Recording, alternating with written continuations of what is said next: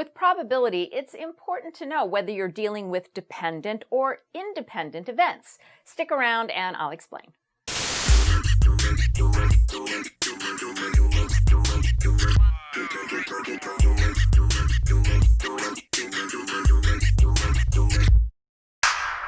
Welcome to Math Bytes. I'm Allison, and today we're talking about the multiplicative property of probability.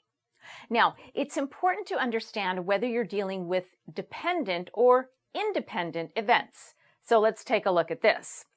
If A and B are independent events, then the probability of event A and event B is equal to the probability of event A times the probability of event B.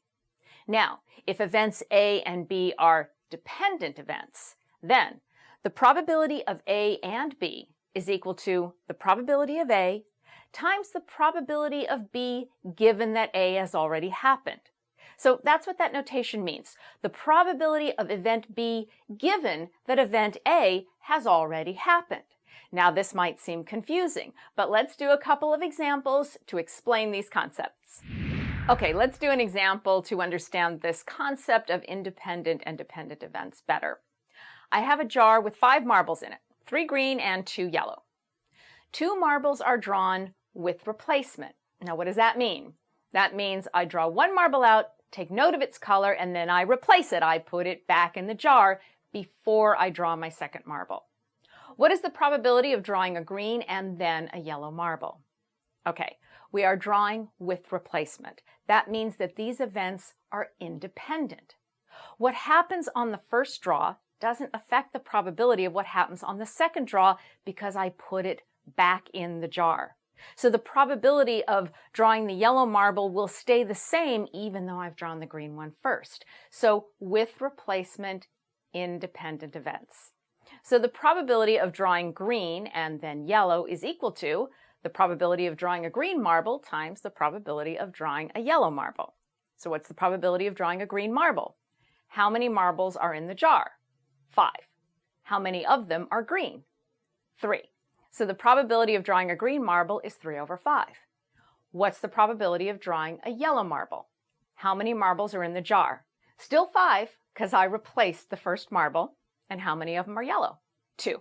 So the probability of drawing a yellow marble is 2 over 5. So 3 over 5 times 2 over 5, that's equal to 6 over 25. So in this case, the probability of drawing a green and then a yellow marble with replacement is 6 over 25. Okay, let's do basically the same problem, but let's do it without replacement. I have a jar with 5 marbles in it, 3 are green, 2 are yellow. 2 marbles are drawn without replacement. What's the probability of drawing a green and then a yellow marble? Okay, these marbles are drawn without replacement. That makes these dependent events because what happens on the first draw will affect the probability of what happens on the second draw because I didn't put the marble back. So without replacement, dependent events. So the probability of drawing a green and then a yellow marble is equal to the probability of drawing a green marble times the probability of drawing a yellow marble given that I've already drawn a green one. Okay, what is the probability of drawing a green marble? It's still the same. I have 3 green marbles out of 5 total, so it's 3 over 5. What's the probability of drawing a yellow marble given that the first marble was green?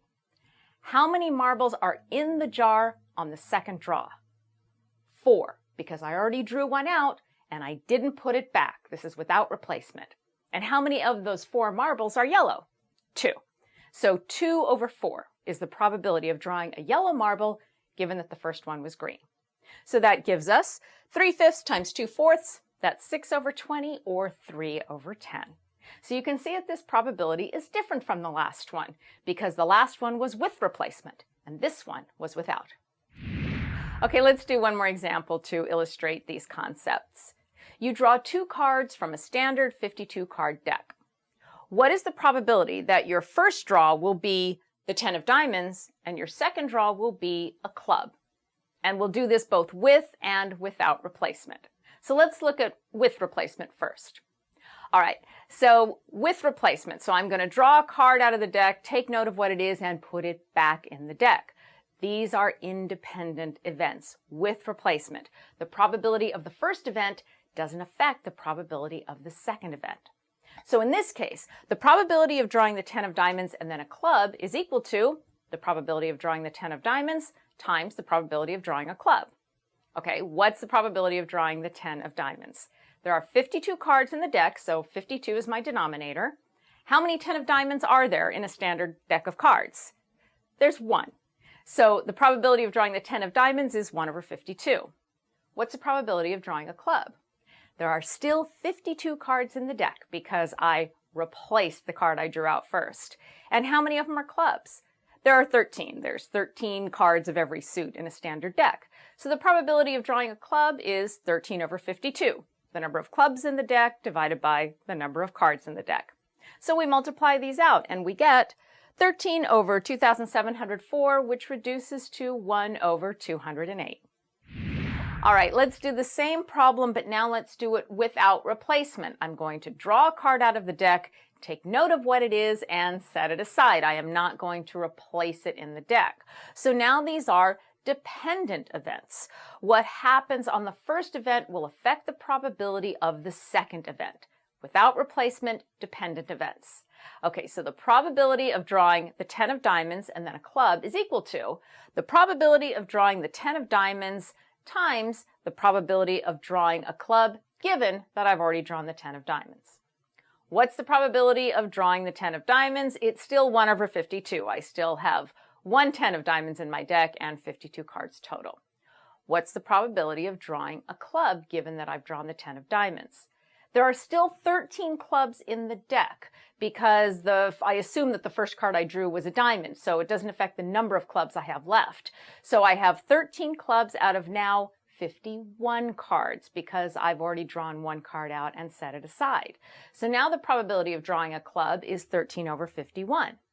And I multiply that out and I get 13 over 2,652. And that reduces to 1 over 204. So you'll note the probability is a little bit better this time. We had 1 over 208 before, and now we have 1 over 204. That's because we have 1 less card to choose from, and it wasn't a club. Using the multiplicative property of probability depends on whether you're dealing with independent or dependent events, and that depends on whether or not you're drawing with or without replacement. That's it for this episode of Math Bytes. If you like our videos, please subscribe to our channel. And if there's something you'd like to ask us, just send us an email. We're at contactmathbytes@gmail.com, and we'll see you next time.